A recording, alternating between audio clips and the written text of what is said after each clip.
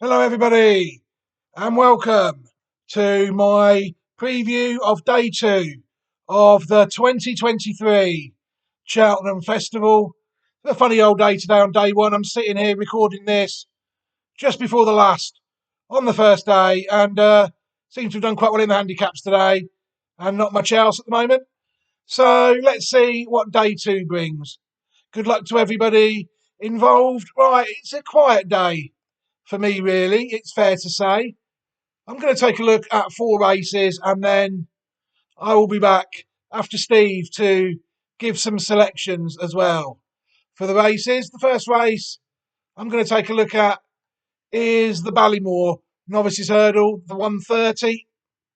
I mean, this looks a very good race on prospect, on paper. It normally is, to be fair to it. Impere Pass, I'm sure he'll be a strong contender looking at the form. Running to close to 150 as a novice hurdler is very good. He actually brushed aside one of mine, the Model Kingdom, by 6.5 lengths in a grade two on his last start, very impressively. Good Land is another one that sort of ties in with one of mine. It beat Absolute Notions by 1.5 lengths at the Dublin Festival, running to 144. I was quite confident that my Absolute Notions could give this a race over a little bit further, 3 miles. It's interesting to see that Goodland drops down in trip this time. He ran over 2 miles 6, the last race was, with Absolute Notions. Hermes Allen represents Paul Nichols, and I don't really fancy this one, to be honest. It won well in the Challow Hurdle, it's fair to say, but some of these English novice hurdlers, when push comes to shove, can be found wanting in races like this, and it'd have had to come on my radar before now, really, in a race like this. My selection of the race, and I'll show you why in a moment once I've ran through some of the others, is Gaelic Warrior.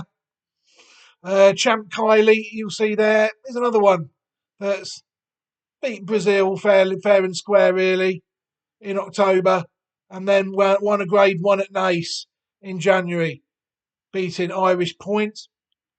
Oh My Lord seems to have plenty to find on the books, it's fair to say. Very unexposed horse and owned by Ireland's biggest gambler. That's one that people need to watch the market for, it's clear to say. American Mike has been, to me, one of the most disappointing horses of the season, really. I mean, he was second in last year's Thuff Champion Bumper behind Facile Vega, and that's 135. And since then, he's really only matched that in hurdles. Beaten by one of mine, Dawn Rising, in a 4-runner race in grade 3. And then he dropped down to listed level and was beaten again by Hunter's Yarn last time out. I mean, all to find, I think, that one. Marble Sands is another one. That's Fergal O'Brien's horse. Doesn't look good enough, really, it's fair to say. Although it is a listed winner, beat Rare Edition, and that didn't really frank the form in the Supreme, did it? And the rest, I can't really make a case for them. They've not raced above 130, on the figures. But I'll go back to Gaelic Warrior now. People look at the form of Gaelic Warrior. I think it's an interesting horse. You see, last year it was short-headed by Brazil in the Boodles, the race we've just seen. And then this year it's won 3 consecutive hurdles, a maiden, a conditions hurdle, and a grade B, I think that was, grade B handicap hurdle. I mean, Steve, it does jump out. Steve will point that out as well in his, but it does jump out. But I think the horse is class. We'll look at the pedigree of it quickly. Initially, there doesn't seem to be a lot going on. It's in the Arcos family, though. You'll see Game of Legs, the dam, and the Arcos dam, and the second dam, Three Mysteries. Bred a horse rated 111 on the flat, called Three Bodies. Only raced once according to the Racing Post. The third dam, Maid of Erin. But then you begin to sort of get the picture of the horse when you look at Maid of Erin, family 1L. She is Maid of Erin, and there you'll see Maid of Erin gets on this list. She's the dam of an Italian Guineas winner and a Japanese Oaks winner, as well as it's from the family of River Dancer, which is the dam of Spectrum and horses like that, Petrushka, Conduit, well-bred horse, without any shadow of a doubt. This horse is Gaelic Warrior, and that's why that will be my selection. It's bigger price than what I was hoping. I say that because it indicates a lack of confidence in connections. I always say that. But we'll interest to see what the market makes of it tomorrow. But I will give it as an each-way selection, looking at the prices as it is now. In the 210, I'm going to take a look at this race as well. The Brown Advisory Novices Chase, a Grade 1. I mean, this to me, I'm not sure if this is the strongest renewal I've seen of this race. Sometimes you get a decent one in here. And Jerry Colomb, although he sets a good standard, dual Group 1 winner in Ireland, he's only raced to 160. But it means I don't think he's necessarily bomb-proof here. My selection of the race will be Sir Gerhard, and we'll take a quick look at him in a moment. But even there, you see, on his chase debut, he's run to 158. Top class Grade 1 winning hurdler at 157.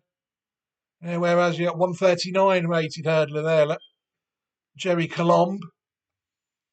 The Real Whacker is interesting because it actually ran to 160 when it beat Montmoral last time out. But it was a good front running performance, that was. They forced the others to make mistakes, and that's an interesting one, I think. But I'm hoping that mine will have too much class for it. Gallia de Lito, again, looks to have a bit to find for me. It won a Grade 2 last time out at Warwick. It won the Hampton Novices Chase. And I'm not sure about that one, to be honest. Time Hill is another one. Top class staying hurdler in what was a relatively weak division at the time. Second behind Florin Porter in the 2022 Stays Hurdle, 163 rated hurdler. But even though the horse has won a Grade 1 chase, won the Cato Star Novices Chase, the horse has not ran to its hurdle mark, So to me, that makes it vulnerable, I think. Adamantly Chosen, is well exposed chaser, really. He's been well beaten by both Jerry Colomb and Mighty Potter twice. I can't see how that can really be made a case for. Thunder Rock, the same, really. Been beaten by Jerry Colomb and the Real Whacker on his last two starts. Although he did beat Solo, I think Solo did win last time out. So, I don't know, I don't fancy it. Ramillies is a funny horse. But they seem to think a lot of it connections. It's been highly tried, and it had been beaten by the Devil's Coachman last time out in what was its best chase run. I mean, it's sixth last year. It's been running in all the right races that they obviously one day think it's going to put in a good performance. Bron is another one. I mean, I looked at that last time. They seemed to fancy it when it ran last time out. There's quite a bit of market support for it. Oh, sorry, it wasn't that. No, it's not the horse. Sorry, my mistake. Forget that. It's a totally different horse. It's the Irish one. I was thinking of a different one of Munir and Swedays. It wasn't this one. And it won moderate races over in Ireland, and I think it's got plenty to find, really. Again, fourth in the Brit last year. Ballymore, not the 3 miler, Albert Bartlett, whatever you want to call it. Group 2 winner over hurdles. It's not really kicked on in 2 moderate chases. Could have a big run in it. Nobody really knows. Apart from connections, Am I Right? There's another one. Beaten by the Devil's Coachman and Darren's Hope. Can't make a case for it. And I Am Maximus looks quirky, to say the least. His run behind Mighty Potter is his best chase run, and he was quirky there, I thought. Went a totally different way to everybody else. And I don't think the horse is up to it, really, without any shadow of a doubt. Like I said, mine's Sir Gerhard. If you look at the dam of it, it's quite a well-bred horse. It's a flat-bred, though. It's not a jumper, I would say. You will see there that the second dam, Look at the first dam, sorry, Fanan Aldar. 110 rated hurdler and 75 on the flat. Moderate winner, 1 of 20. Yahajar, the second dam. We had 119 rated jump horse and 113 rated flat horse. Prince of All. So we're getting a little bit better, but plenty of fallen short there over on the flat. And on the form herself, though, she's actually a stakes winner. She won the Group 3 pre-Calvados on the flat in 2001, and that's because she is in fact a half-sister to Zafine, who won the St James Challenge, St James's Palace for Mick Shannon. So it's a speedy horse. Like this is getting good now, the pedigree. When the further you go back, there's plenty of black type on the pedigree on the flat. There's ours, Yahajar, the dam. Speed, it's not a natural jumper, I don't think. And it's a very risky proposition, I think, but it could just be too quick for him. I've seen it win hurdle races where it's just clattered every hurdle and still won easily. But not against top class jumpers, it won't get away with that. But that will be my selection in the race. Sir Gerhard. Obviously, I'm going to take a look at the feature race of the day, the Queen Mother Champion Chase, run at 3:30 again. I don't think it's the strongest renewal of the race this year, with Shiskin moving up a grade. I wasn't really that strong on the Arca winner last year, Edward Stone, although it did nothing wrong. Went into 164. I don't know whether that will translate into it being a top class, all age 2-mile chaser. I don't think there's one in here, to be honest. And Ergomen, again, after his last start, where it was noticeably worse than his last few starts, rather like Facile Vega today, has to be risky because of that. And, you saw what happened with Facile today. Editor de Gite is interesting, progressive horse. It seems to have improved no end, really. It was winning handicaps last year at Cheltenham. Likes the course. It's won there before. It also won on Trials Day where it beat Edward Stone. 9 years old. It's also beaten Nube Negra comfortably this year at Kempton. Nube Negra, to me, is always a horse that connections have liked, but he hasn't really, I don't think, thrown in the massive one at this level that they would have expected him to. Grenadine, to me, is exposed. He is what he is. He's a solid Grade 2 horse. If these, as his form would indicate. I don't know. It'd have to be a bad renewal, I think, for him to win. Captain Guinness. I don't know about this one. This has got some good hurdle form behind Shishkin back in the day. It was well beaten by Blue Lord last time out, though. But that flopped at the Dublin Festival. Blue Lord. That's an interesting one. More at the prices, I think, more than any of the others. Funambola Savola on the ground. Won a Grade 2 last time out. Second behind Energumen last year. I mean, people have to judge for themselves whether they think the ground is the key to this horse or not. Whether it's soft enough for the horse, although it did win on good ground last time out in what was arguably an average race for the grade. To me, I think it's a very, very tricky race to call, this 3:30. I mean, I wouldn't like to be chancing anything short in this race. Tony Energumen, money for Energumen would be very crucial because it owns by arguably England's biggest gambler, the owner of Brighton and Hove Albion Football Club, Tony Bloom. So for that reason, I'd advise people to keep an eye on that. If it was to come in to about evens or something from what it is now, best people would think that Tony might be having a little go on it. The rest of them, I'd say, are risky, and I might chance at a ridiculous price if I can get 3 or 4 or 5 places. Something like Captain Guinness in it. It's not a race I've got a real strong view on. It's the feature race of the day, though. And I'm sure it'll be a spectacle for those people who enjoy these sort of races. I'm going to skip through to the bumper now at 5:30, the final race of the day, Grade 1. This is the start, really, of sort of a horse's career. You're looking at maybe Supreme Novices Hurdle winners in here. I don't particularly like to look at bumpers. I prefer to pick them up as novice hurdlers. But I have I've watched a few more bumpers this year just for fun, really, and that's ironic, really, because one of the 3 or 4 that I have identified has managed to turn up here, and that will be my selection of the day. The rest of them, I mean, I don't know enough about them really to have any concrete view on them. So I'm not really going to give one. I'm just going to advise people that they look at the pedigree of them. If they see plenty of black type on them, then they have a look at them moving forward. Or if they've seen something nice on the track that they like, then they back their judgment, don't they? It's that sort of race. It's for me there from the same connections as my selection of the race, which will be Fun Fun Fun by a sire I like, Marteline, Darryl Jacob, rides horse for the first time, the owner breeder. It's been kicked. He was the owner, he was the breeder, and he was the jockey. He was the owner breeder, and the jockey in the first owner breeder jockey in the first race, and then he was just breeder and the jockey in the second race. Patrick Mullins, Darryl Jacob is over. It's over. Darryl Jacob will ride the horse tomorrow, and I'm absolutely delighted to see that. Better days ahead again. I don't know enough about these horses. You look at the form; they've all won races. It's ones you've really got to dive in and back your judgment. That's what I intend to do here. I was a bit disappointed that more of mine didn't turn up. I think I've got some nice bumper horses this year, and I was looking forward to seeing how they got on. But like I said, look, they've all won races.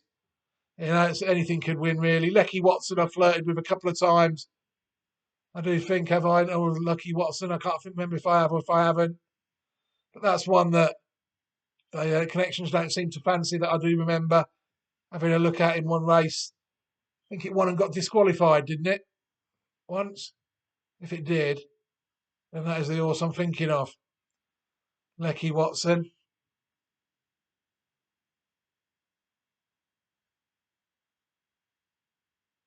Finished first and placed second on its second start. It's not run above 120. Fun, fun, fun. My selection seems to be improving quite nicely. Improved to 122 on its second start when it won a Grade 2 Mares Chase at Leopardstown in February at the Dublin Festival. I thought it ran very well that day. Absolutely hosed up. Lily de Burley, though, to be fair to the form, hasn't really advanced the form much, with 2 substandard efforts in graded company when switched to hurdles. But it's the pedigree of the horse I like, you see. Like I said, I'm not aiming. I know this is not the be-all and end-all of these horses' career. This horse is very well bred. See the dam of it, Ocean Breeze. She was actually unraced, but what she is, a full sister to York Hill. York Hill's 166 rated chaser, winner of 11 of 27 races. Got a bit quirky at the end, but there's no doubt that is a novice hurdling winner, novice hurdle winner, and novice chase winner at Cheltenham. And then Park Breeze, the next dam of that. Top pedigree again. Grade 1 winner in Ireland, the Listener, 171. Rated even better than York Hill. And you've got other stayers in there like Offshore Account, Dooney's Gate, Fork Lightning, Distant Thunder, all rated above 145 black type horses. This is a top horse. Good bred to be a top horse. It's looked a top horse in both the starts I've seen of it. And that is why it will be my selection of the race. Fun, fun, fun. Right, I'm done now. Quickly, I will hand over to Steve Allpress now, who will run through his preview of day 2 of the 2023 Cheltenham Festival. And then we'll both be back with some selections. Thank you very much for supporting the channel, everybody, and watching the content. And take care. And Steve, it's over to you. Hello, everybody, and welcome back. Thank you very much to Steve Allpress for carrying out that superb preview of day 2 of the 2023 Cheltenham Festival. It's very much appreciated him taking the time to put these together. Right, he will be back with some selections after I've given mine. A quiet day today, really, for me. Just 3 selections today for me. We'll start off in the first race, the 130. I will be selecting Gaelic Warrior each way. It's drifting a bit. It's a bigger price than what I thought, so I'll be able to get on it each way, I think. 2:10, the second race of the day, the Brown Advisory Novices Chase. I will be chancing Sir Gerhard in that race. I'm going to watch the market and see if he goes about 4 or 5 to 1, then I'll chance it each way because I'm not necessarily certain that he is a jumps bred horse, and I do necessarily like jumps bred horses over staying trips. We'll see how he gets on. And finally, my final selection is in the last race, the 5:30, the Champion Bumper, and I will give my another each way selection on Fun in the Champion Bumper. Which one do I prefer the most? Well, none of them really. I think they've all got about an equal chance. It's the Cheltenham Festival. They're tough races, and you pay your money and you take your chance, don't you? Right, I will leave it there. Steve will quickly round off the broadcast with giving his selections. I'll say goodbye on behalf of him because he pre-records his selections and leave it there. I've been Paul Newman. Thank you very much for listening to the Reprieve Media CIC Double Handful preview of day 2 of the 2023 Cheltenham Festival. Have a fantastic day, everybody, and goodbye.